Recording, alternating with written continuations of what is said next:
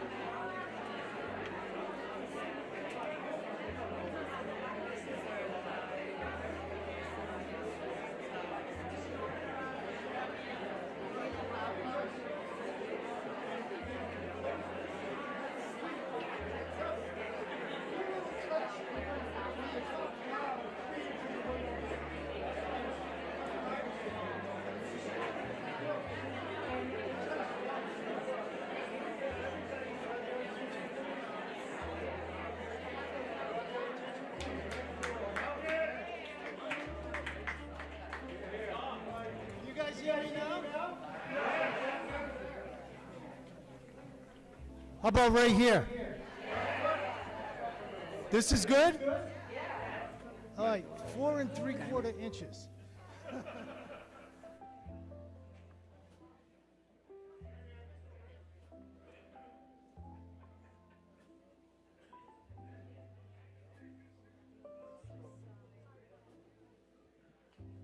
Hi, everybody. Can you hear me? No? Can we get the music down, please? Thank you. Oh, boy. How does this sound? All right.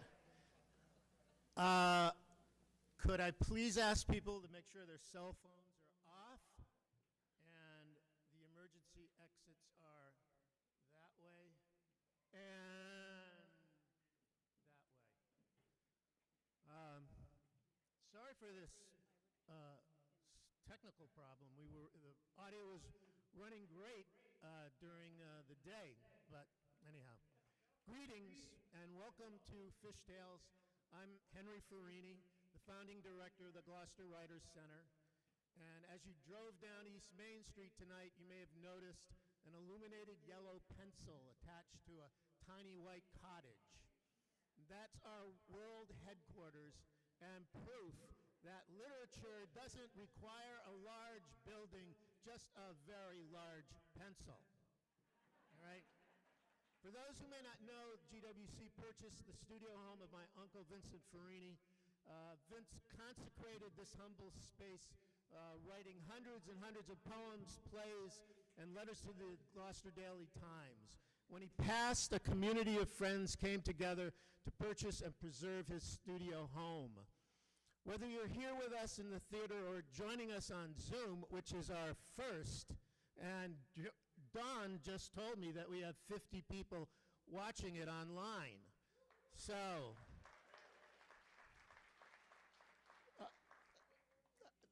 your being a part of Fishtails tonight helps support everything we do at the GWC, from working with students at Gloucester High School to bringing nationally known writers like Andrei Codrescu and former U.S. Poet Laureate Joy Harjo to town. We hope to get Joy here in the fall. So thank you for everyone here who are watching online for your support, for showing up here and making Cape Ann Adventures a sold-out show.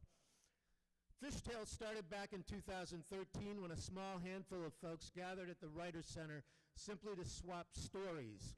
From there, it grew to a night of stories that filled the Shaolin Lu Performing Arts Center with hundreds of people all coming together to hear storytellers share their tales about on a common theme. This intimate night among friends has become one of the city's most loved events, featuring storytellers from Gloucester and beyond. I'd like to give a big shout out to Jennifer Brown, our intrepid producer, who somehow,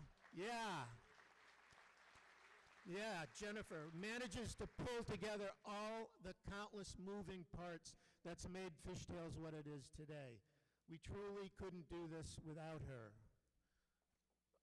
A big hug to Don Stockbridge Epstein at Blue Cormorant LLC, who made the streaming of this event possible. This is really hope that the streaming can add to our audience here at Fishtails. Another giant step occurred when Layla Goodman, a former storyteller-in-residence, gave her time to help coach dozens of storytellers shape and sharpen their unique personal experience. Thank you, Layla. And lastly, I'm delighted to introduce our new 2026 Gloucester Writers Center storyteller-in-residence, Kevin Perrin. Kevin. Kevin grew up in Gloucester and is a Lanesville resident, often found hiking along the beach or tending his garden. From 2022 to 2024, he led the Writers Center's veteran writing program. Kevin also volunteering with various outdoor organizations and remains an active part of the Gloucester Writers Center community. Thank you again for coming out and braving this weather. My gosh, we only thought we would get about 5 or 6 people here, but voila! Kevin, take it away.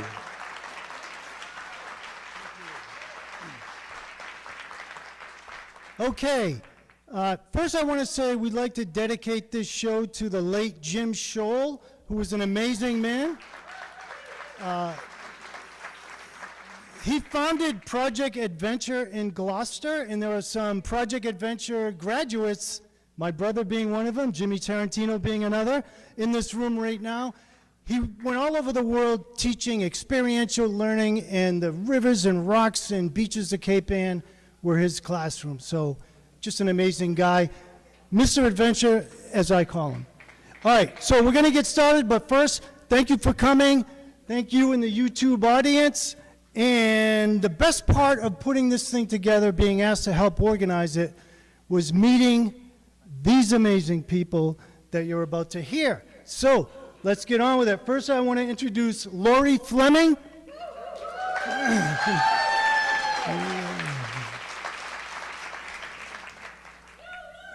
Meeting her was so fun. Hi, Candy. That's an in-house joke. I want to say she's a team player, but also a team builder. And wherever she goes, whether it's on the high seas or on a reformer platform, she is a wanted woman. Lori.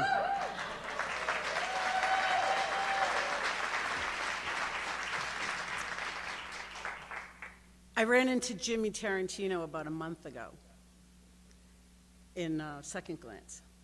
And I said, hey, Jimmy, I'm glad I ran into you. I'm going to do the fishtails, and I'm really nervous. And he said, Lori, don't sweat it. He goes, just go tell your story and have fun. People are going to love you. Don't worry about it. And then he turned and walked away, and as he was walking away, he puffed his chest out and said, you just better hope you don't go before me or after me.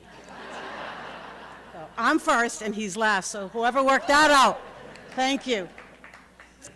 My story starts in about 1985, when my best friend Candy Roberts and our best friend Beverly Graham were out on our run, and we saw a sign on a telephone pole that said, women wanted. So we thought, well, they're going to want us, whatever it is, as long as it wasn't a Tupperware party or something.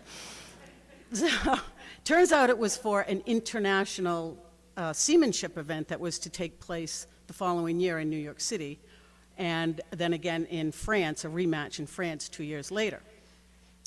So we gathered a few people, created a team. Now, the boat that we would be using in this event was just built in Maine and was tied up in Hull. We would have to learn to row her, sail it, do a lashed rudder course, tug of war, oh gosh, I'm losing it, and learn a bunch of knots. It was a whole seamanship thing. So we start our training. Now, in Gloucester, there were no boats for us to train in. We had about 10 women who were interested in this. There were no boats to train in except dories. Women were not anywhere near allowed near the same boats at the time. So we got into dories. And now a dory is meant for one, no more than two people. But we crammed 4 people in a dory, shoulder to shoulder. We could hardly move the oars, but we needed to learn how to row a boat. I'd never done it. So we quickly grew out of the dories and ended up driving to Hull 3 or 4 nights a week to train in the gig, which is this gig. Thank you, Laurel, for the T-shirt. And so we did our training in Hull. We did our training at home. My husband at the time taught us how to tie a bunch of knots. And the training's going well, but now we needed money to get to New York. So we decided we would do a fundraising row from Boston to Gloucester, which is 30 miles. We picked a day in June, thinking it would be nice. We showed up, some of you know, we showed up on a Saturday morning at Boston Coast Guard Station and boarded the gig on a drizzly day that was 50 degrees out. So we were already in it, but we were excited. We trained for this and we were ready, and we were tough. So the row out of the harbor, it's about 6 miles out of Boston Harbor, was quite nice, actually. We were protected. And if you've ever rowed in a boat with multi-oars, there's a sound that the oars make when they're hitting the gunnels all at the same time. It's like music. It's like a meditation. And we had that all the way out the harbor until we hooked a left to head to Gloucester. And we were assaulted with now, the rain started to driving rain. It was foggy. There were 2 to 3 foot seas and a northeast wind of 15 to 20 knots. Now, we knew now what we were up against, however long this was going to take, but the team was pretty excited. We were tough. Now, a lot of things can go wrong in those conditions. A lot of things did go wrong in those conditions. One of them was the oar was 13 feet, made of mahogany, weighed 25 pounds. And it was really made for a man's grip, man's hand size. So with the rain, trying to grip those oars and keep them with the wind and the rain, it was really hard to hold the oars, so the blisters happened pretty quick. It was really tough. Another thing that can go really wrong is when an oar doesn't hit the water at the proper angle, it's called catching a crab. And so now the oar dives down 2 feet, and while you're trying to wrestle, the handle's up here now and the oar's down there, and you're trying to wrestle it back to level, you've already taken out 2 oars in front of you. So there was a lot of that going on. We were recovering the whole time. Another thing that goes wrong is when you're up on a wave and you put all your might and your weight into that next stroke, but there's no water under the oar, now you're stroking air, and so you land in the boat into the knees of the person behind you. Constantly happening. Now, so we're going along on this. We did have 2 extra rowers in the boat. When about every hour we would switch off to get a rest. But there was no rest on this row because when we were not rowing, we were in the stern bailing so that we're not standing in water up to our ankles. It was the hardest thing I think I probably have ever done. We did have Beverly Graham, God love her. She was a sweep oar. She was steering us. So you could have the 10 best rowers on the planet, but if you didn't have someone capable steering the boat, it wouldn't make much difference. We did have Donnie King, my husband at the time. Did I already say that? I've had a few husbands. He was our support boat. So he was alongside us. He had to go ahead of us because of the fog. We didn't have anything to navigate, so he was ahead of us. And we're rowing along. It's really, really tough.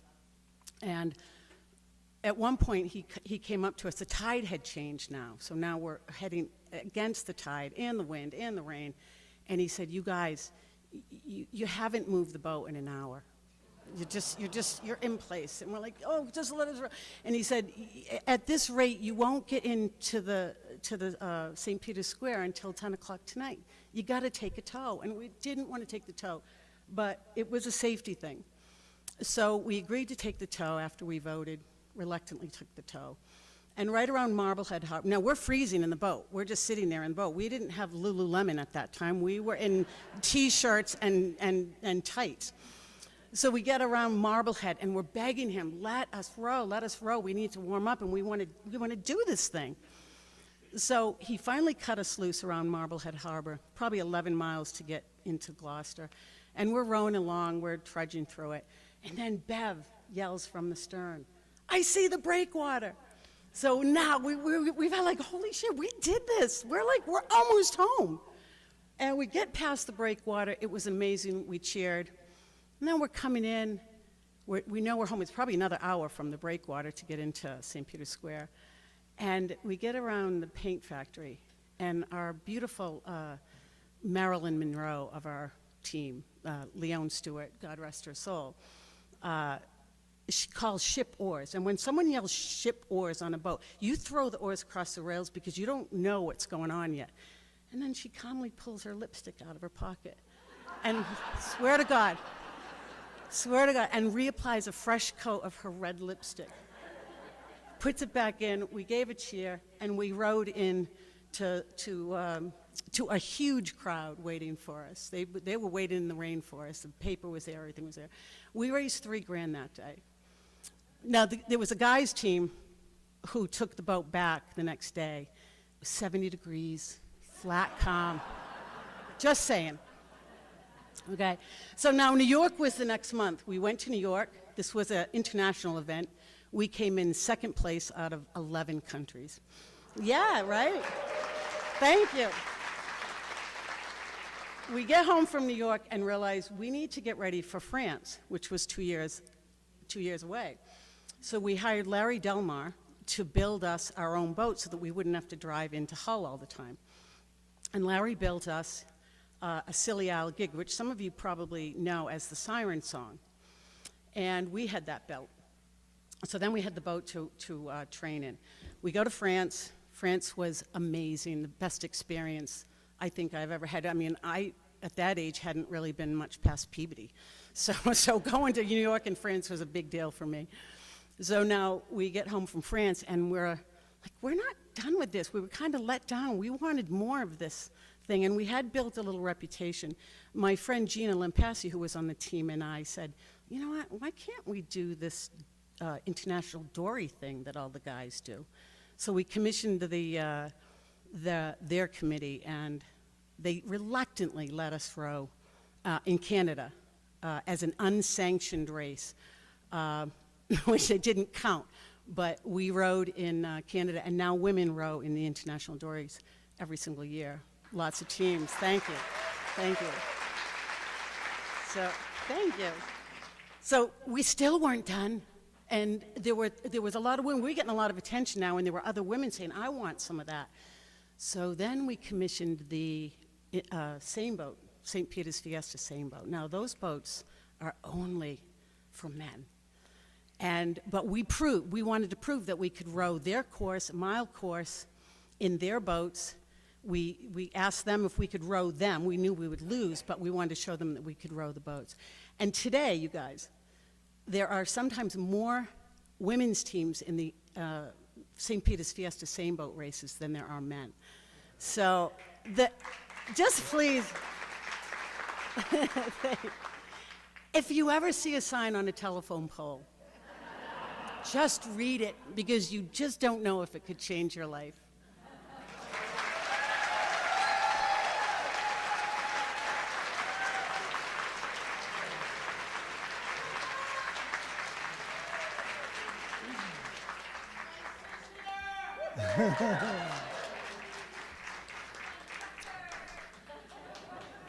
Our next storyteller is Jeff Crawford, who is literally in the adventure business. He is the successor to Jim Scholes, and I am jealous. Give a warm welcome to Jeff Crawford.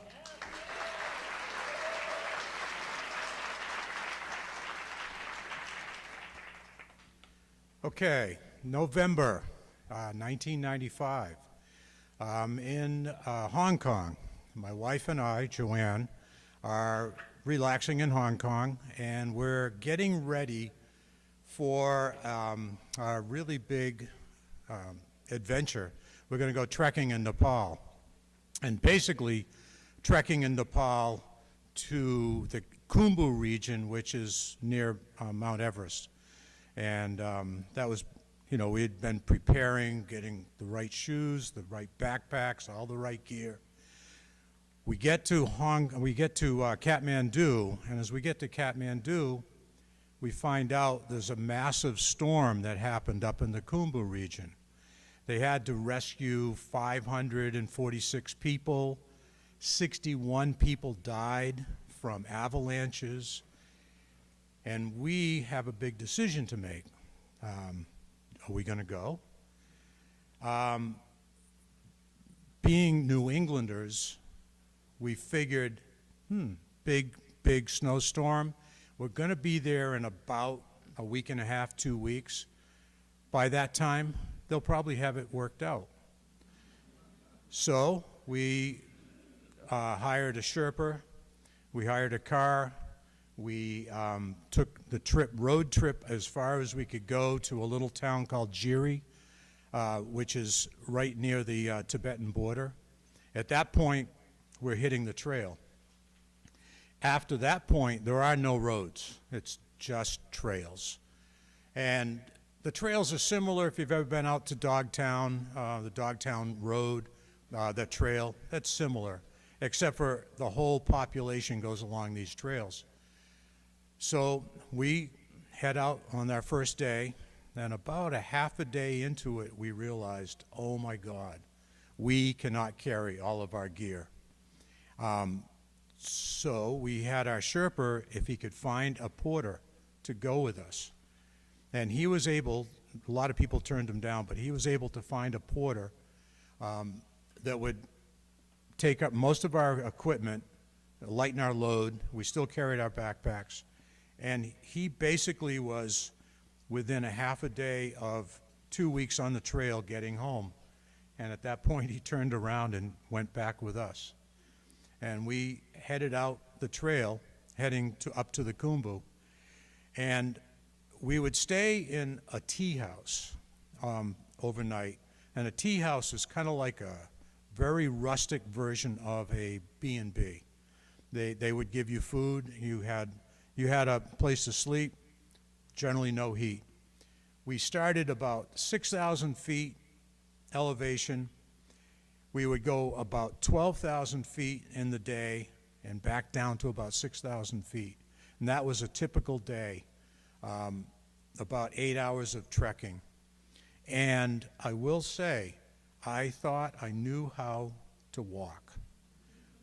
But I started realizing that these professionals, the porters, were the real professional walkers. They're basically human trucks. They deliver everything to everybody out there. And one of the things that always amazed me, and we would be way up in the mountains, and you would buy a Coca-Cola in a glass bottle, and it was wonderful. Out there it was. But then you would think that glass bottle went on a porter's back to the city, got refilled, and a porter brought that back up so that you could have your Coca-Cola out there in the mountains. So anyway, about a week and a half into this, we ended up in the town of Namche, or village of Namche Bazaar. Namche Bazaar is where everybody goes through to climb Mount Washington. So it's fairly popular. Oh, sorry. Mount Everest, yes. So anyway, we finally get there about a week and a half in. We're dragging butt here. We are getting in shape, but still, we've been a week and a half on the trail. We get into our tea house. Somebody said, they've got cappuccino across the street. Now, I mean, when I see street, it's just a dirt trail up through the town. We're like, oh, let's go check it out. So we go over. We had cappuccino, and I'm not sure if it was our condition or the fact that we're up in the middle of the Khumbu region in Nepal, but that was the best cappuccino I've ever had. And we had to know, how on earth did this thing get here? So we went and we kind of tracked down the owner, who was sitting at a sewing machine making little wallets. And we asked him, and he actually spoke good English. So we're like, oh, this is great. We'll talk to him and ask him a few questions. He actually said, well, where are you from? And we said, well, we're from the United States. He said, where? In Massachusetts. He said to us, have you ever heard of Essex? And we're like, yeah, we know Essex well. It's right next to our town. He goes there almost every summer and lives with a man named Mark Ritchie, who somebody might know who he is. He's kind of a big-time mountain climber. And he would come over every year and buy climbing gear and bring it back to his town, Namche Bazaar. And since then, we've had him as a guest here in Gloucester, and we've seen him a few times, almost every year for a few years. It was great seeing him. So after Namche, we kept on heading up towards, our goal was to get up near the Everest Base Camp. And the elevation of Namche is around 12,000, I think, and we keep heading up. And we finally got to the little village of, it's a very little village, of Gorachep at 17,000 feet.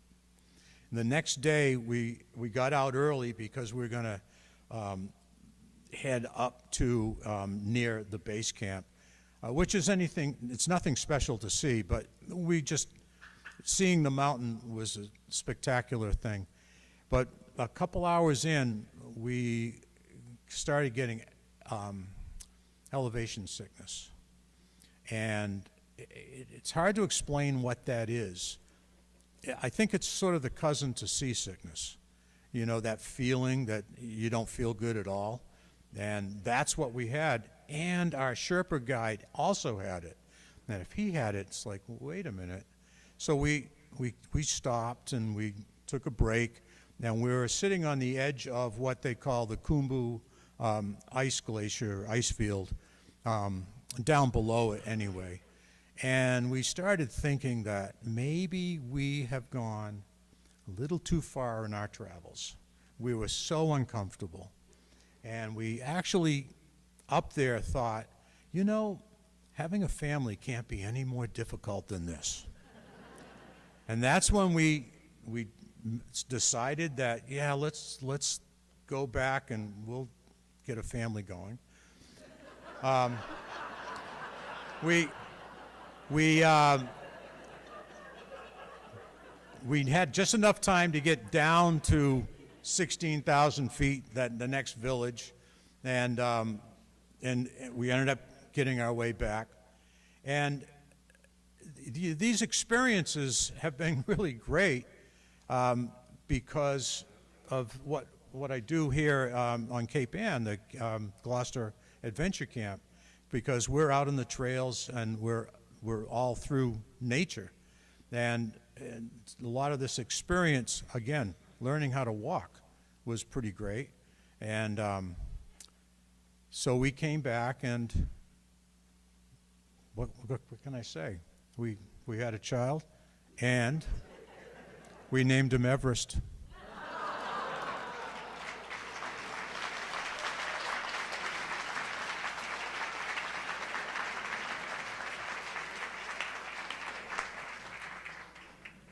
When I heard about this next story, I was really proud. And then when I learned more and more about it, I was proud of all of Cape Ann. And you'll find out why right now. Give a warm welcome to Buddy Doucette.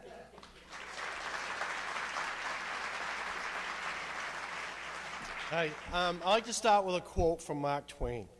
The two most important days of your life are the day you're born and the day you find out why.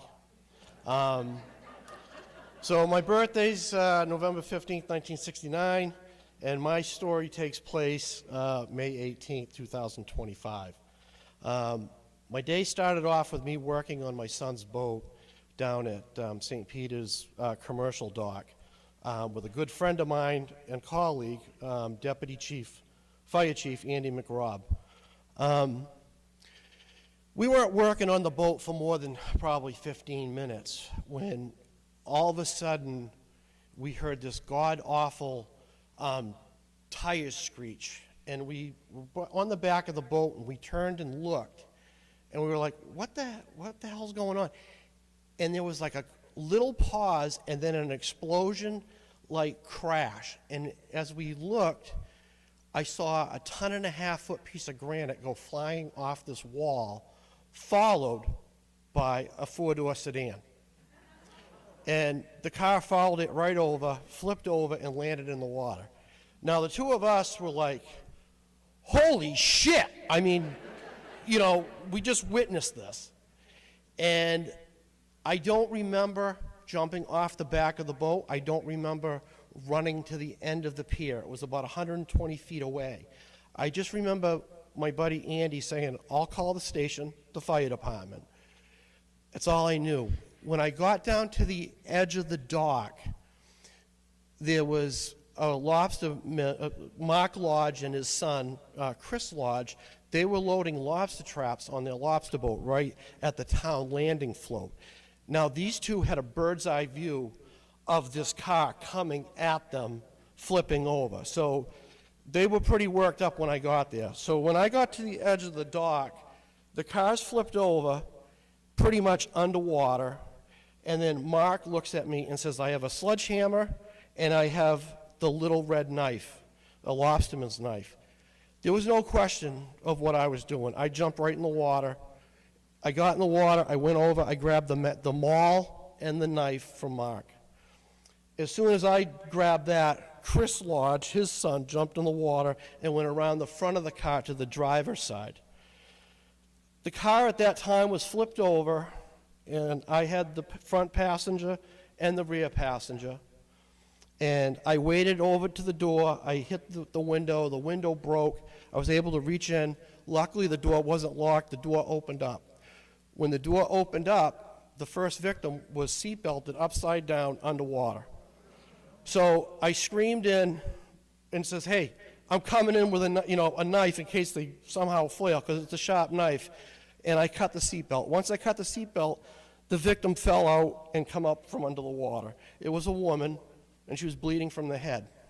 Now, in my mind, I didn't care what other injuries she had. To me, it was they needed to breathe. They're not going to drown.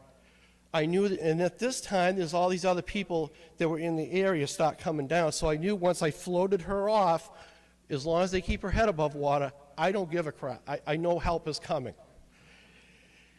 I then go to the next passenger. I open up the rear door, and then I have another woman come out, and she's as gray as a ghost. I mean, she comes out like a wet cat. And I got her, and now I go over to the other pier and pass it off to other bystanders. Now, you got to remember, by now, when this first started, the 911 system was activated. Deputy chief called the fire department.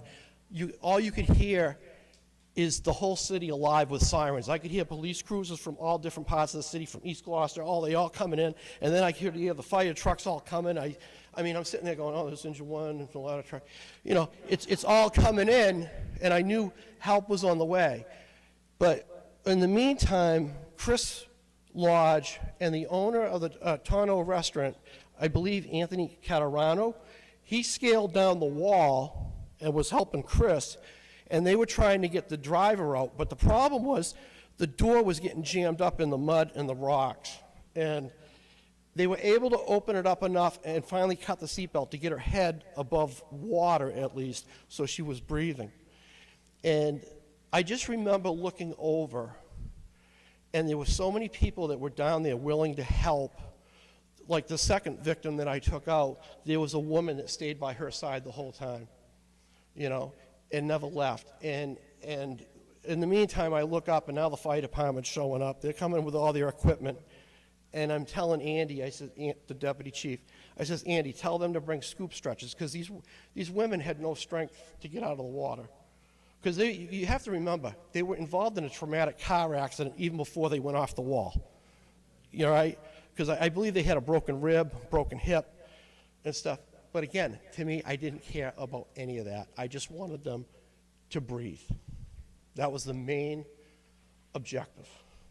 Now, people ask me when I jumped in, yeah, the water was cold, didn't feel it, right? I jumped in, I lost one shoe in the mud, didn't care about it, you know, or whatever.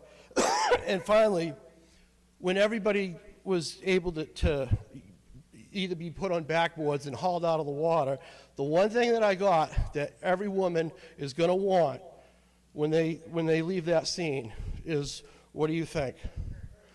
Exactly. I got three. I made sure I had 3 purses or pocketbooks. I won't tell you their ages, but there was a couple pocketbooks, so you probably know how old they were. But I got the pocketbooks and went up there, and I just remember after the whole scene, hauling my ass out of the water and looking at it, and I'm hobbling because I've got a shoe missing. And I'm all wet, and then I go, it's a good thing my phone's in the boat. I went, oh, shit. So my phone, my wallet, I had to get a new phone. But I ended up walking up the end of the pier, and the mayor was there. And I just wanted to let him know. I says, you should be very proud of the community, because everybody there stepped up right away and was so compassionate to these 3 women. And it made me very proud. And you know, I hope I never have to do it again, you know. But I was glad. I mean, when I said in my news interview, right place, right time, and I will say this, the 5 of us, Mark Lodge, Chris Lodge, Mr. Catarano, and myself, that rescue took 30 seconds to have them out. And I'm not, this is what it was told by the people that witnessed. They said within 30 seconds. And I thought about it, and even my deputy chief said, even if the personnel at headquarters in the fire trucks were waiting for that call and says, you can respond now, these women would have drowned. From the time it took to get from School Street down to the car, they would have been gone. Because every one of them come out, they never said a word to me because they were all in shock. They were all spitting up salt water. And it was just a surreal scene. But again, I was never so proud of the community and everybody that was involved with it. So, thank you.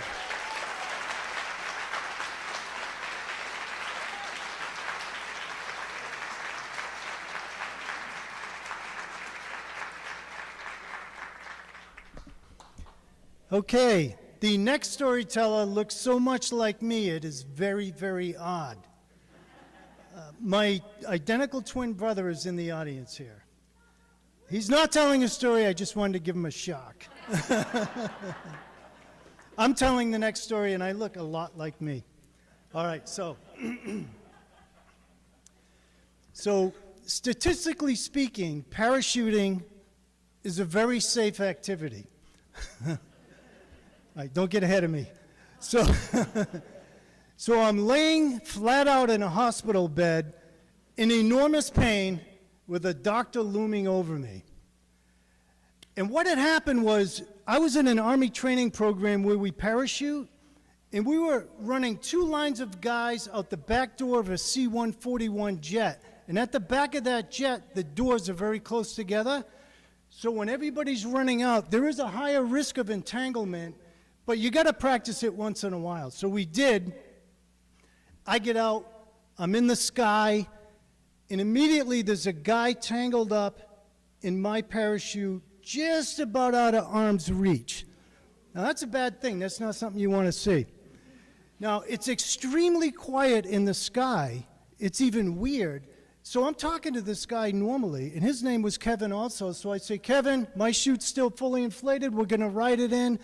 And so we agreed to do that while I tried to get him out of his predicament. He was kind of like this, caught in my stuff. So the reason we're trying to, nobody's going to throw a reserve parachute and screw up the one inflated chute that we have. So as we're coming down, I looked down at the ground, and the ground was coming up like a movie sped up. And I went, oh, so I probably said something else.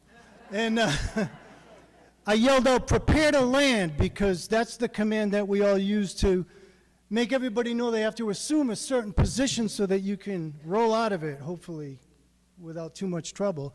So I go like this, and we slammed into the ground. Now, people on the ground said that my chute collapsed 40 feet above the ground. So I don't know if that's true, but it sure felt like it. The other guy broke his back and was out of the Army that day. I went to the hospital, and here I am with this doctor. And he's got a nurse, some kind of a training nurse. So he's poking and prodding me, and he brings the nurse in. He says, come here, this is one of those guys I was telling you about. And then he starts talking about me like I'm not there. Like I'm deaf grandpa at the dinner table. He looks at me and goes, oh, do you want to go back to training? Now, we got the instructor there in the room with me, and these guys are demigods to us. So I would have had to say yes if I had 2 broken legs. So I go, yes. And he goes, see? Then he says, I'll tell you what I'll do. If you can do a sit-up, I'll let you leave this hospital. And I had, as you may just have had, some very unkind and unchristian thoughts about this guy, thoughts I still harbor to this day. So I did that sit-up. I made some noises I haven't heard before or since. I get back to the barracks, and now I'm laying out on a bare mattress with no pillow, but I was euphoric. Not just because the pain meds had started to kick in, but because I was going to get some real sleep. This was one of those schools that involved a lot of food and sleep deprivation. So I'm thinking, I'm going to get drunk on sleep. I'm going to get 12 hours, 16 hours. Nobody's going to bother me. And at that moment, one of the instructors comes in and says, grab your shit, the command sergeant major wants to see you outside. I was like, oh my God, I'm in trouble on top of everything else? I go outside, he's there in a Jeep. It's one of those old-time World War II Jeeps, which were still in circulation at the time. They're very small, but the back seat was fully taken up with 2 parachutes. I went, uh-oh. So we drive to an airfield. There's a helicopter already warmed up. We strap on the chutes. We get in, and we parachute into the class that I had just left. Now, these guys were all in a big circle because of what they were doing in the training exercise at the time. And as I'm coming down, they recognize, oh, it's old Perrin's returning to us. So they all started cheering and clapping. And so I drove on. I guess that was some kind of tough love, but it worked because I stayed in that program. I stayed in the Army for another 33 years through 2 more parachute accidents, 2 more. And I think what did it was not just the tough love, but the idea of floating down from the sky into all of your friends while they clap and cheer for you. It's wonderful. You ought to try it sometime.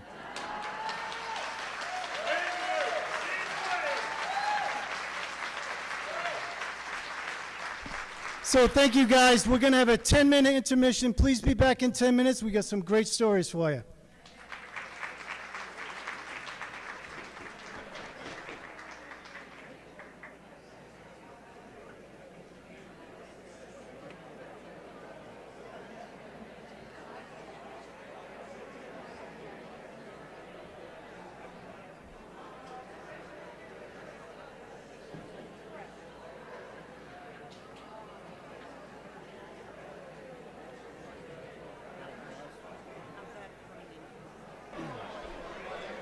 Please take your seats.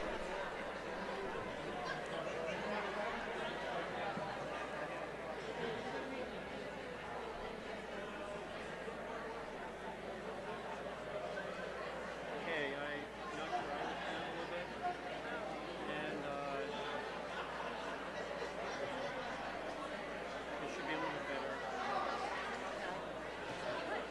And the focus is still on automatic, so I mean it's on manual, so it shouldn't be a problem. Okay, let's roll. All right, folks, we're ready to go. All right. Well, thank you for being on time, and we are ready to go. So this next storyteller is Wendy Booker.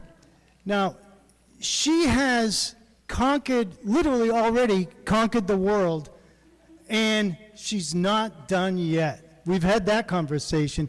Please give a warm welcome to Wendy Booker.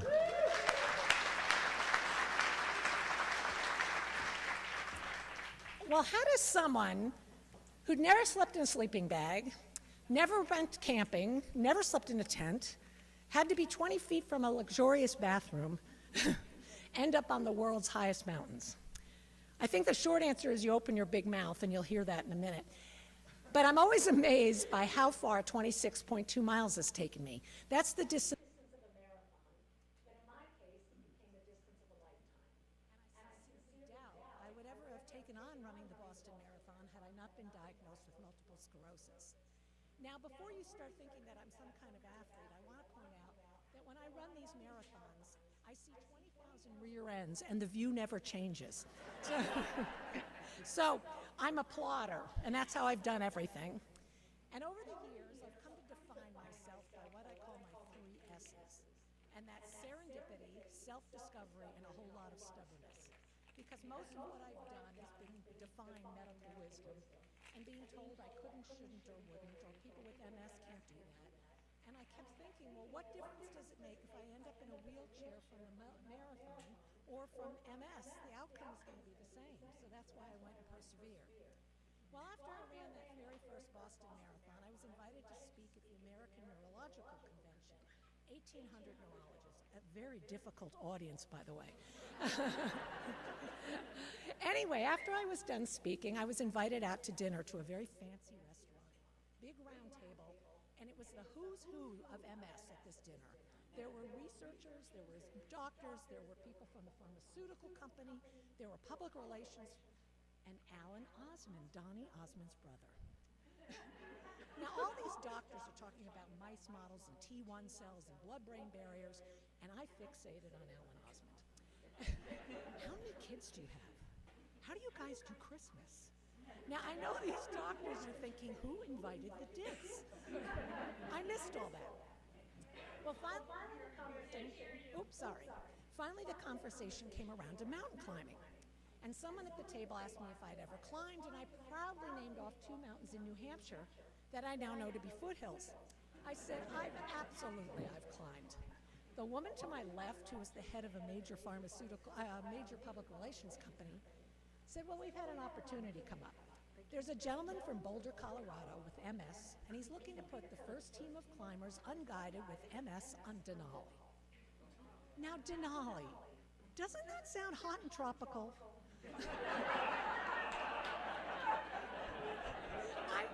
I'm thinking pina coladas. I think it must be in Hawaii. And I was so arrogant, I'm thinking, I just ran the Boston Marathon. How hard can a mountain named Denali be? I said, I'm your woman. Well, the dinner ended. I didn't hear anything more about it, and my curiosity was killing me. So after about 3 weeks, I called this woman back. And I said, hey, that mountain you mentioned, where is it? She said, Alaska. So my first thought is, damn, it's going to be really cold. I said, well, that's funny. The only mountain I've ever heard of in Alaska is McKinley. Same mountain. I said, oh, wait a minute. You know those 2 I mentioned at dinner? I think I was 10, and I don't even think I got to the top. I said, you're talking, I didn't even know how to put words. I had no idea what I was talking about. She said, well, if you're interested, we'll train you, and you have 6 months to make up your mind. I needed every minute of that 6 months, and I got my hands on anything and everything I could read about Denali. And the first book I got was aptly titled Surviving Denali. The book is broken down into chapters according to the death and mayhem on the mountain. Cerebral edema, pulmonary edema, crevasse falls, frostbite. What's interesting is at the end of every chapter there's a chart, and the chart lists the climber's name, what country he came from, what happened to him, where it happened to him, and how much it cost the federal government to remove his body from the mountain. I read a lot that summer, and I started to drive people crazy because I was asking everybody if I should get involved, and usually the definitive answer was no. But there were 3 reasons I had to get involved. First of all, it would never be offered to me again. I knew if I turned it down, I wasn't going to get a second do-over or a chance. So that was one. The second reason is I wanted to see if I had what it takes to climb a major mountain like Denali. And the third was really compelling to me, and that was to show the world what people with MS are capable of and to encourage the newly diagnosed to get on one of the brand new therapies to manage their MS. And with those 3 in mind, I decided I was going to become the only woman climber on MS on Denali 2002. Now, we didn't reach the summit, and everybody who climbs the big peaks will tell you it's the weather, because who's going to check? The real reason was that one word that I didn't know meant what it meant. We did it unguided. That is the most foolhardy and stupid thing I've ever done in my life. Climbing a major peak like Denali without a guide is akin to playing Russian roulette with a loaded gun. We had no right to be on that mountain. We should have had a guide. Having 7 people with MS at one time having attacks right and left, it was made to fail. Well, I came back and I was furious. I had taken 2 years to learn how to climb. I spent 2 winters climbing Mount Washington. I flew out to Washington State to learn how to fall in crevasses on Rainier. I had to become a technical climber, which starts by learning how to climb rock and manipulating the ropes and learning how to put in the protection, and your hands are still warm. But then you have to transfer all that to putting on great big layers of gloves and mittens and still be able to put in the protection.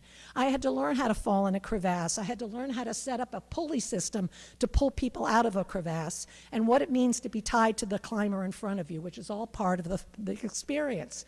So I was angry that our team fell apart. And so I went back to the pharmaceutical company and I said, I need to go back. And they said, no. They said, we're in the business of saving lives, not killing people on Denali.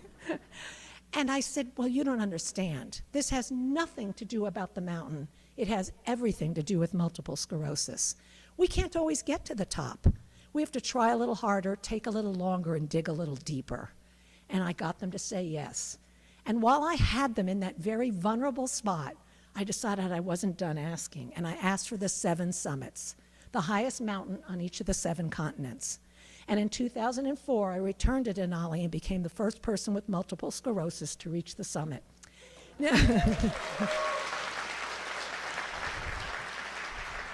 Now, I carry 3 things with me to the top of the mountain. People always want to know. I carry a Buddha. My oldest son gave me a Buddha. I'm not Buddhist, but at that moment you want everything on your side, so Buddha goes in my pocket.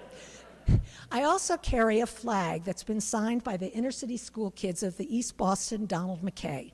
I've been working with those school children for 16 years. I take them all up Mount Monadnock every June, and they have signed a flag that says, "Come climb with me." And that flag really represents the challenge all of us face and all of our mountains. And the third thing I take are a man's ashes. John Reed died of cancer. He was a professor at Hampshire College, and you may know his widow, Lee Strong. And Lee had asked me if I would take John's ashes up Denali. Well, once I found out I was doing the 7 summits, we took John's ashes and we divided him into 7 envelopes. Then there were a couple mountains I repeated. Anyway, there's not much of John left, but John has gone with me to the 7 summits and beyond. Well, it finally came time after I did 6 of the 7 to face Everest. We saved it for the last. And I went to Everest in 2008 to train, and I was supposed to climb a mountain called Choe Yu, which was in Tibet. And you have a better chance on Everest by doing Choe Yu. Well, that was the year of the Summer Olympics, and the Chinese, it was going to be in Beijing, and the Chinese closed down the country. They wouldn't allow climbing. They wouldn't allow us in Tibet. They didn't want Sherpas. It got very political. So I didn't. So I missed out on that opportunity, and I went to climb Everest in 2009. I hated it. I can't tell you a good thing about Everest. I was listening to Jeff, though, and I will tell you something funny. I know the same Sherpa. His name is Saddam, and he has stayed at my house. But anyway, I went to Everest, and I got to 23,000 feet on the Lhotse face, and my MS symptoms became intolerable. How ironic that the thing that got me there was now what took me away. I realized you start to play that armchair quarterback, like, should I go on? Maybe it's good. Maybe I'm being a wimp. Maybe I'm giving up. But the cost is so high that my decision would affect my Sherpa, would affect others, saving me, bringing me down, and so I turned back. Well, I went again in 2010, and I think I made a mistake. I think I went too soon. I should have put more distance between it. The exact same thing happened. At 23,000 feet, I could no longer continue, and it was found out by the doctors that the reason I couldn't go on was the prolonged lack of oxygen to the brain, and MS is a disease of the central nervous system. I couldn't do it, not enough air. Well, I came back, and one thing that happens to all of us when we find out we have MS, and it did to me when I was much younger and just had learned, is you become immobilized. You hear you have MS, and you don't know what to do. So you curl up in a ball, you watch TV, and you eat bonbons. You can't do anything because you're afraid. You don't want to look to the past because now you're mourning what you think you've lost. You don't want to look to the future because it's frighteningly unpredictable. So you stay in that pity party, that fetal position on the couch. Well, as soon as I came back from Everest, that's the first thing I did. I felt miserably sorry for myself, and I realized this is a lofty goal, but it was mine, and I had been working on it for over 10 years, and I had sacrificed a great deal. And what's the one thing that got me there took me off that mountain. But I started to think, what is Everest? Well, it's the top of the world, right? but it's not the only top. And in 2011, I took a dog sled team to the North Pole, the geographical top of the world. And my message has become one of set yourself a goal. Don't give up on your goal, but sometimes you have to change how you get there. And the view from the top is incredible. Thank you.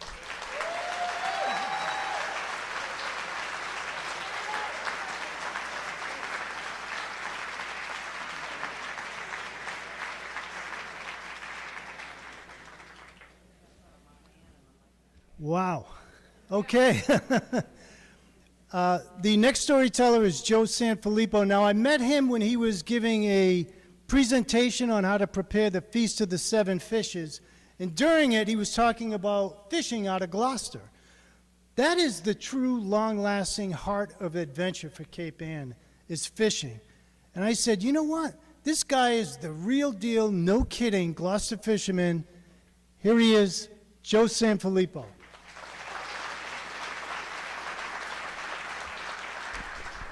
Thank you. Well, I'm a Gloucesterman. How did I get here? It started in humble beginnings in Porticello, Sicily. My dad in the field with his clan, the Fuzzelators, which quite simply put is the bean pickers. He wasn't too fond of that title considering he was a commercial fisherman, but the seasonality brought him there to that point.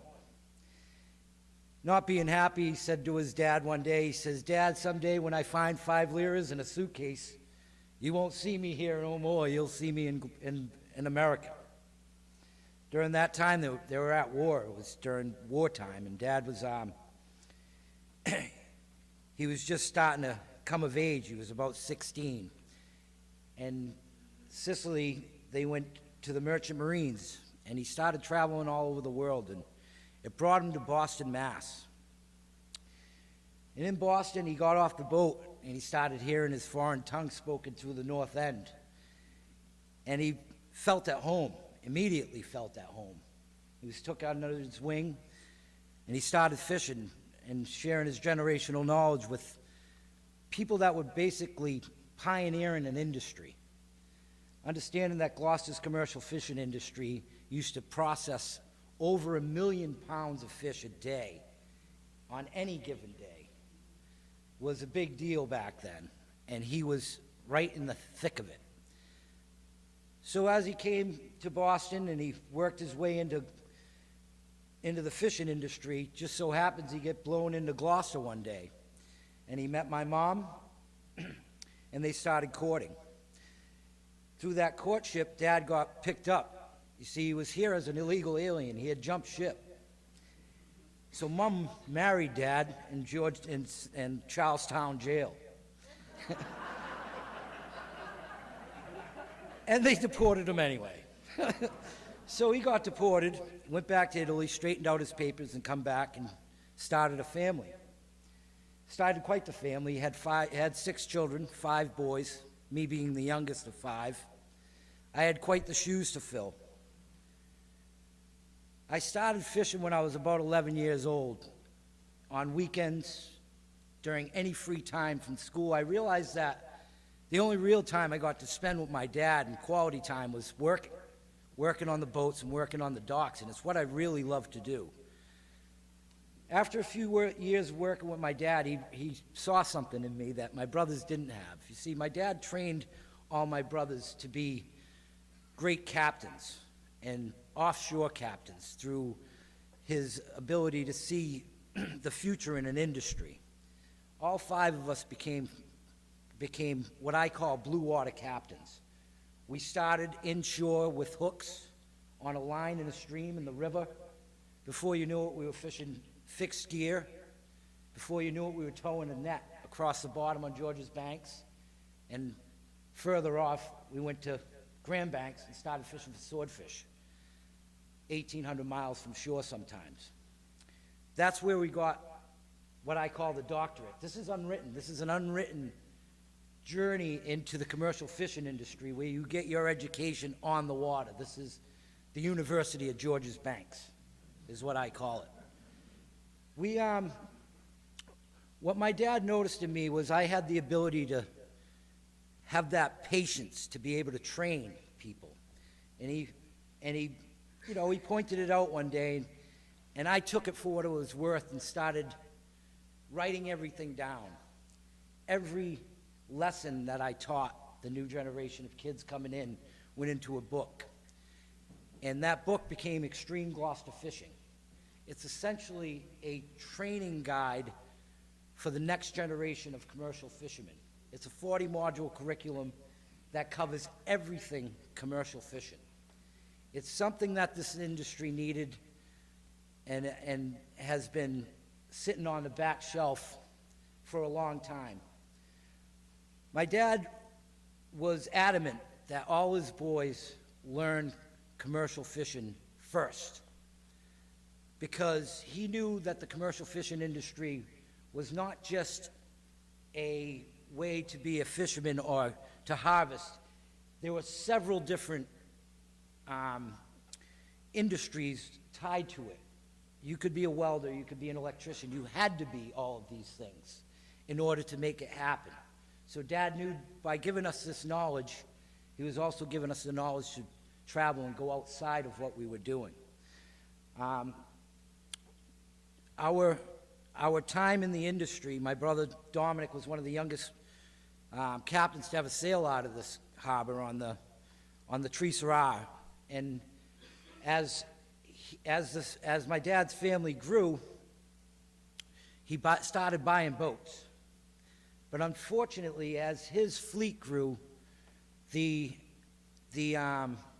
policies were changing, ever changing so quickly. So as fast as his fleet grew, was as fast as the policy was cutting down on the fleet in Gloucester. Gloucester had 1,800 boats fishing at one time, and we were landing tremendous amounts of fish. There were over 10 processing plants in the city, and every one of them had boats taking out fish every single day. Our collective bargaining chip was the commercial fishing industry, and what came from that was a generation of harvesters that we've never seen before in the likes of America. The American fisherman has been harvesting the ocean for 400 years, and for 400 years we've collected generational knowledge, and our communal generational knowledge is what I share in my program. My dad created 5 Gloucestermen, and by him giving me that generational knowledge, I intend to create as many as I could possibly can without having to sacrifice my health, because it's not easy. We're not born Gloucestermen. We're molded. We're fixed to, adapt to heavy seas, nasty weather, and continue to work. Seasickness. It's as simple as that. Some people can't even stand on deck.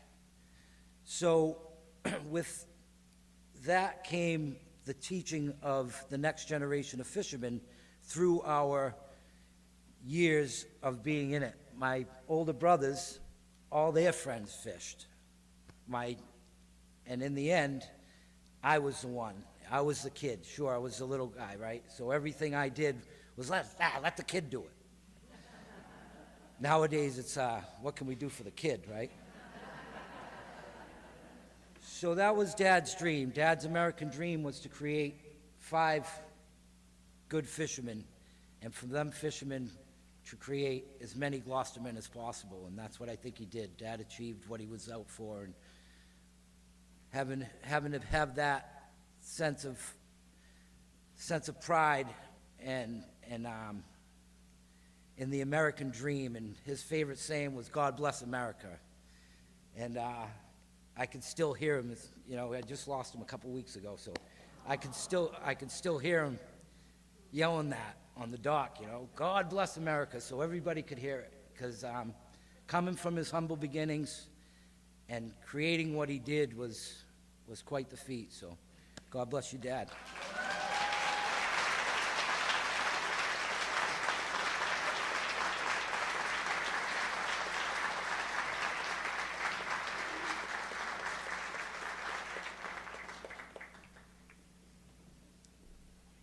Okay, the next storyteller is an adventurous person, or maybe he's not an adventurous person, or maybe he is.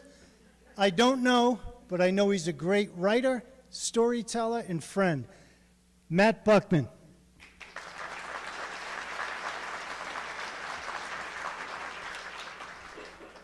Well, I have slightly different memories of starting out in this area. My first memory is my dad used to rent a little day sailor out of Marblehead. And I remember hanging onto the gunnel. It was this high, and so was I, and looking out at the waves. And I didn't think that we were standing still and the world was spinning beneath us. I could feel us moving forward. But it seemed like those waves could go anywhere. And that caught my imagination at 4. And so I would lie in bed at night and I'd look up at the ceiling and I'd look at how the street lights and the shadows from the windows were creating continents. And the round light fixture in the middle was Antarctica. And my grandfather and I would sail all over the ceiling of my bedroom. But he died when I was 8, and so that dream kind of faded away. When I got out of college, I was in Maine, and I said, huh. And I tossed a coin and I went, I'm going to Seattle. And all my friends were like, you're doing what? And they thought it was so brave and so adventurous. The point was, my dad had worked for IBM all these years. IBM stands for I've been moved. So it was just another move, or so I thought until I landed and then had to figure out what I was doing, but that's a different story. But I made friends, I got jobs, and I made a friend who had a 56-foot bug-eye catch. That's 2 masts, kicked back like they hit a bridge. And he gave me some sailing lessons, and that dream came back of sailing and living on a big boat. You know something about big boats? They're expensive. For 6 months, I was searching for boats, and not a chance. And right near the end of that search, there was a little 2-line ad in the newspaper that said, 50-foot catch, needs work. Yeah, okay, I'm naive. What can I say? 1/10 the price of any other boat. I replaced the decking, 1/3 of the interior, the electrical system, the rope rigging, the sails, snapped off the bowsprit, replaced that. But what I learned in the years I spent rebuilding that boat was that she was not a deep-sea craft and that I was not an adventurous person. So I let her go, and I got into corporate, right? Corporate I could understand. My dad had been corporate. I know how corporate works. And I climbed that ladder. I spent 10 years hustling up that ladder and burned out as spectacularly as you can imagine. Lost everything. I mean, it blew up in my face. I lost the job, the career, the business, my reputation because of a business partner who had a different definition of the word integrity. It was all gone. And I was about to lose the house. In the midst of this working 80 to 100 hours a week while climbing the corporate ladder for a decade, I'd bought a house that was in no better shape than that boat. You'd think I would have learned. No. I pushed the south wall out 10 feet. I added a 2nd story, doing almost all the work myself. And I was doing it for a family that I never had time to find. Why? Because I was working 80 to 100 hours a week and renovating the house on top of that. So if I let go of the house, if I couldn't imagine going back to work, I couldn't face it. So it's like, if I let go of the house, well, I'm having a midlife crisis. I might as well do it on wheels. So I sold everything and I got on my bicycle and I set off. No real plan. I rode Seattle to LA as a warm-up because the bike shops, they spoke English. That was useful because when I got to Japan, they didn't. Then I rode across the Australian outback, which is one of the most beautiful places I've ever been. Up through Indonesia. You got to watch out for the little kids in Indonesia. They all yell. You hear them yell, "Mister, mister, pencil, pencil." And what they'll do is they'll come up in a mob and they will strip your gear. They don't steal anything. accept the pencils. They want them to do their homework. I went through India, and I did not go to the sex and drugs rave up above Hampi Temple. Went through Israel, Greece, Eastern Europe, and across to France. And there's this thing in cycling called kicking the pedal high. When you kick the pedal high, it's right before you stomp down. And when your bike and your life weighs about 120 pounds, you have to kick hard.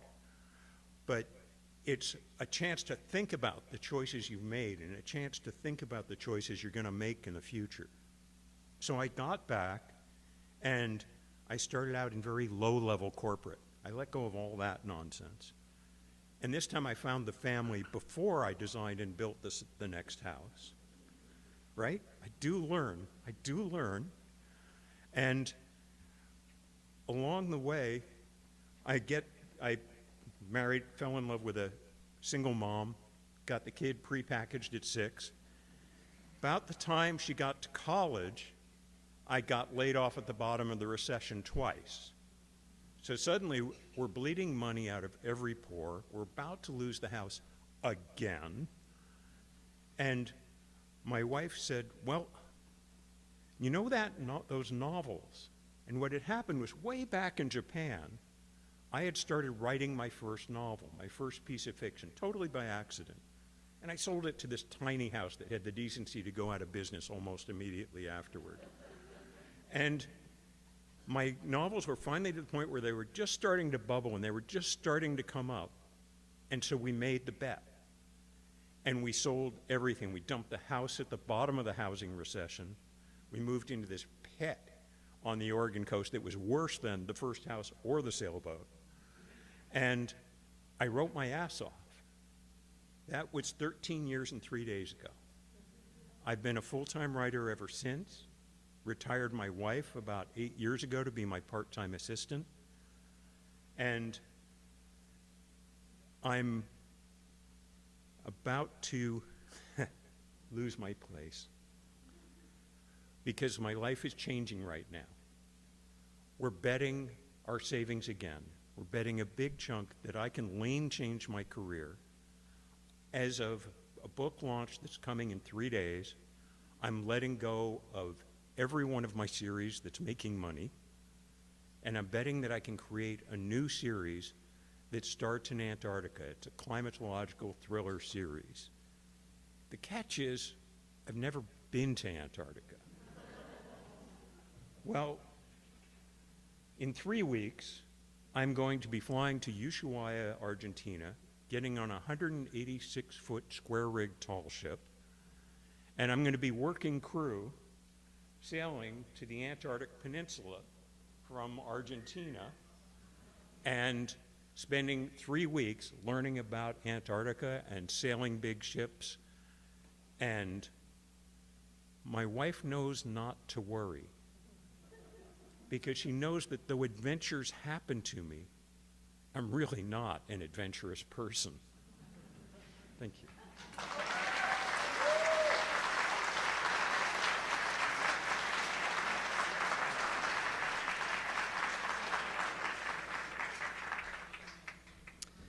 Thank you, Matt. I want to say this now because I know I'll forget at the very end, but Matt bought a ton of these free short story books from his best-selling series. You can pick them up on the way out, and hopefully you'll be a new fan of Matt. He forgot to mention that he's written over 70 novels at this point. Yeah, I'm still working on my first, but that's only 69 more than me. So our final storyteller is Cape Ann's own Jimmy T. Tarantino. And you folks know he's a rather timid soul, but, but he's hard not to like, and believe me, I've tried. Please welcome Jimmy Tarantino.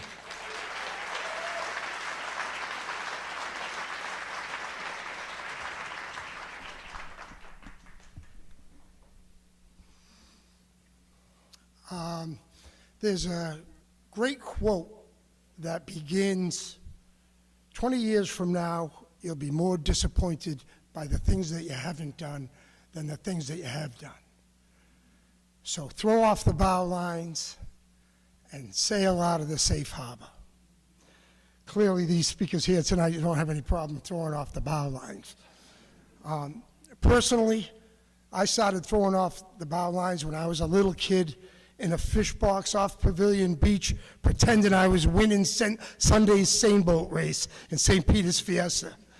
I can still hear my mom, "Jimmy, get in here right now! Get back here, you're over your head!" Well, I've been blessed to be surrounded by a lot of great rowers and a lot of great people through my 64 years, and I've won my share of sailboat races. I've been fortunate enough to be in the international dory races, won a couple of those, and you may have heard, I recently rowed a Grand Bank story from Gloucester, Mass. To Lunenburg, Nova Scotia this past summer. So I've seen my share of weather and deep water, but I also very, very proud. I spent the most miserable / best winter of my life at University of Georges Banks aboard a San Filippo boat, fishing hooks on Georges Banks. And that's, let me tell you, 14 days at sea, home for 2, 12 days back out on the ocean.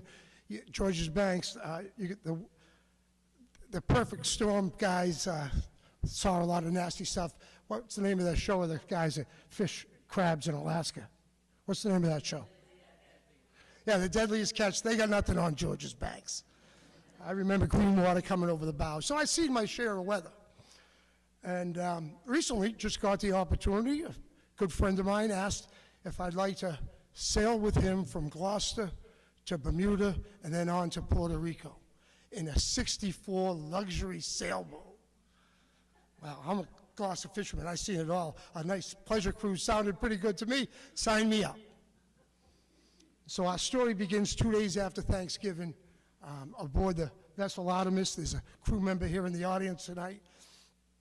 2 days after Thanksgiving, we set sail out of Gloucester. The forecast was going to be a little sloppy, but once we got through, what's the name of the big current? I'm drawing a blank here. Thank you. Once we got through the Gulf Stream, everything would be fine, clear sailing all the way to Puerto Rico. So we leave Gloucester, it's blowing 10 or 15, nothing for a Gloucester fisherman, right? I'm excited to go on this big trip, and about 6 hours later, it's picking up 15 to 20, and I get that little queasy feeling. Now, I've never been seasick in my life. I've fished many, many years, been blue water sailing. I always, when you first go out, you get that little queasy feeling for the first day or two, and then you get your sea legs and you're solid. So I wasn't worried about it. And the next day, the wind comes up 25, 30, and the seas are getting a little big, 6, 8. The queasy feeling's not going away. I'm like, wait, I've never been seasick. What is this? Then we come into the Gulf Stream, and you know, there's a strange phenomena that occurs when a current is going one way and the winds are going this way. Now the winds are 25, 30 miles an hour, and it's called, the captain explained to me, it's a confused sea. So I was a little confused as the seas got bigger, and it's confused. The current's fighting the wind, and the waves get huge, and they get steep, and they come from all directions, something I had never experienced. So the queasiness starts to grow up into here. And how many of you have ever been seasick? It is not a pleasant feeling, and I was inexperienced. This great Gloucester fisherman all of a sudden starts heading for the rail, and I'm nervous as hell because I've sailed with this captain before, and he likes to keep his boat clean. So we have these safety vests where we can clip in so we don't get washed overboard in this kind of weather. And I'm, you know, in this kind of weather, when it's blowing 30, the boat's all over the place. You're all over. You can't even walk across the boat without holding on to something. And when you leave the cockpit and go out on deck, you got to stay low. So I'm crawling on all fours over to the rail, and I'm very cautious about not getting hurt. I'm clipped in anyway, but I wrap myself in the stanchions and the stays, and I proceed to get sick over the rail. But the fortunate thing is there's plenty of water coming on board, so with every vomit, I got my face washed. Like, what did I sign up for? Well, I climbed back in and I feel a little bit better, but that didn't last long. The wind continued to come up and the seas continued to rise. And that night, it got so bad, it was pitch black, and that's even worse for seasickness because if you can't see the horizon, you're doomed. I'm back on all fours, crawling back out again. Never been seasick in my life, and I'm horrified here over the rail because I don't like being useless to the crew. So it kind of reminded me, it was so pitch black and the boat moving around. Did you ever have one of those magic 8 balls when you were a kid? It was like being in a magic 8 ball with a bratty 8-year-old going. Literally all over the place, horrified. So that night, things continued to get worse. And when I came on my watch, it was my watch, and they said the wind just came over 40 miles an hour, and the seas are getting worse. The wind continued to come up. I actually saw 50-mile-an-hour winds on the grade. It was horrifying. I got out and got seasick. There was nothing left to get sick with. So Poseidon's trying to wring you out, trying to find any kind of liquid he can get out of you, coming out of your ears and eyes. It's not a pretty sight. I crawled back in, and things continued to get worse. I looked down the companionway, and there's water coming up through the floorboards. We're out 500 miles from anywhere, and I'm thinking, shit, we're in trouble. And I'm seasick. I can't even think straight.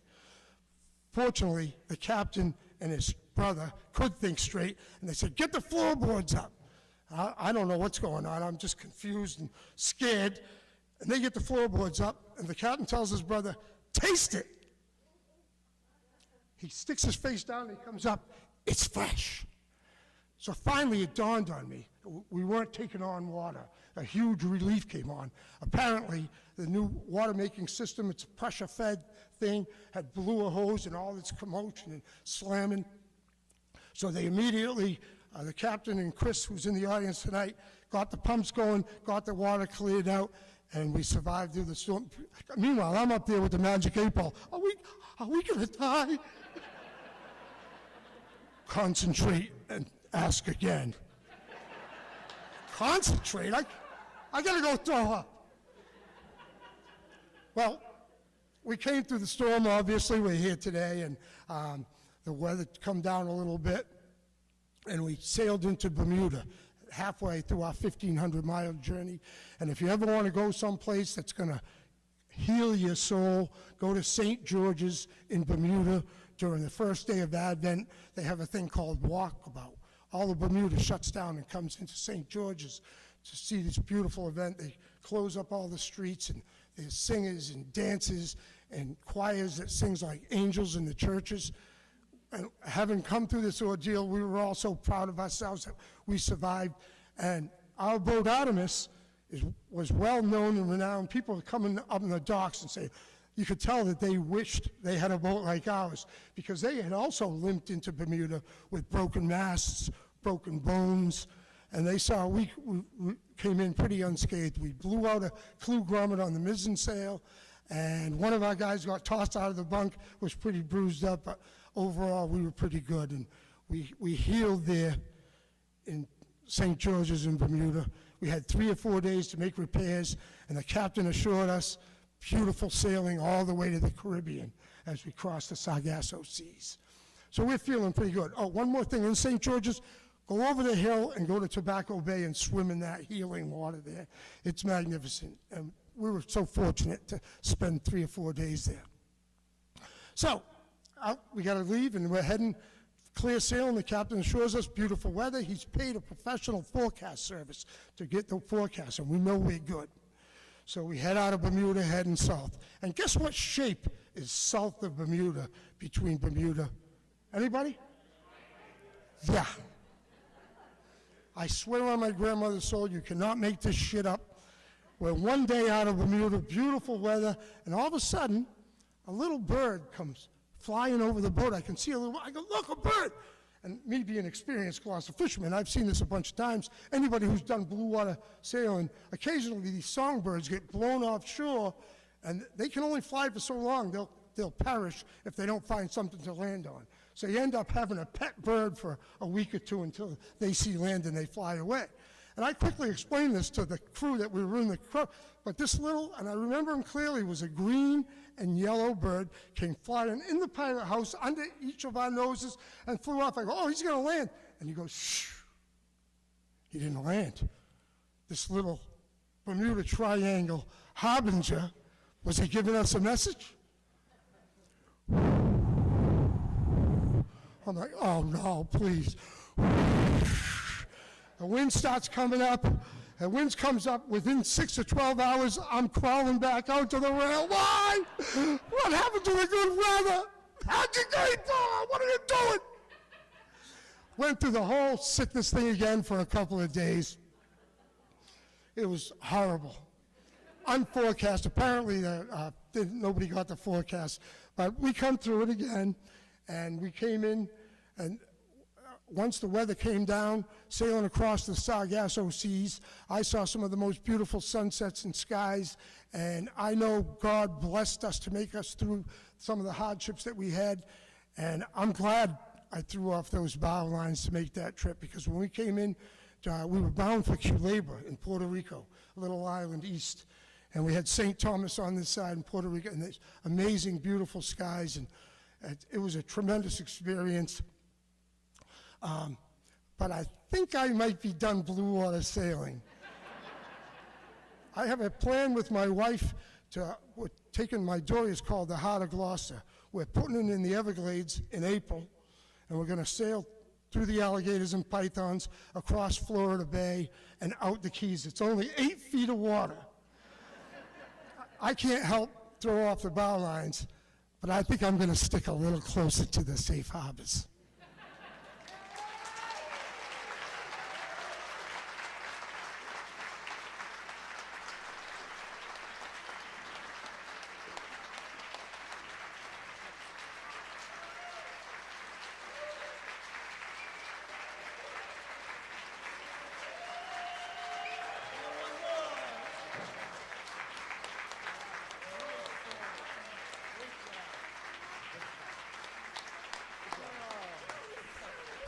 Thank you guys so much. You are the heroes for coming out tonight and supporting the Gloucester Writers Center.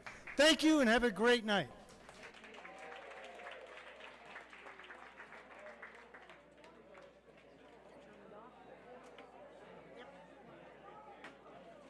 So what do you want me to do with this? Oh, yeah? Okay. Should I turn off the power? Yeah. This thing I think needs